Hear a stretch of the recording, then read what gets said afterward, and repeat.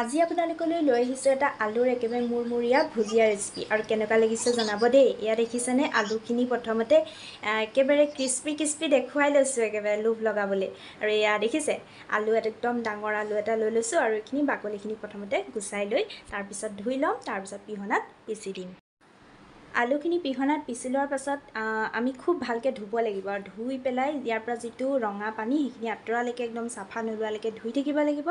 আৰু পাৰিলে প্ৰায় আধা ঘণ্টা এঘণ্টামান পানীত তিয়াই থ'লেও বেছি ভাল হয়। মই প্ৰায় আধা ঘণ্টামান তিয়াই ৰাখিছিলোঁ। তাৰপিছত অলপ শুকান কাপোৰ এখন, কটন কাপোৰ এখন লৈ একদম পূৰা চেপি শুকুৱাই ল'লোঁ।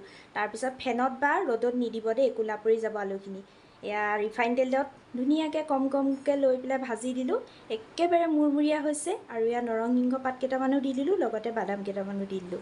একদম চাহৰ লগত খাবলৈ খুব বেছি ভাল হয়। আপোনালোকেও ট্ৰাই কৰি চাবচোন কেনেকুৱা লাগে। মোৰ পিছে খুব ভাল লাগিলে খাই। চেনেলটো যদিহে ছাবস্ক্ৰাইব এতিয়াও কৰা নাই তেন্তে সোনকালে কৰি দিব।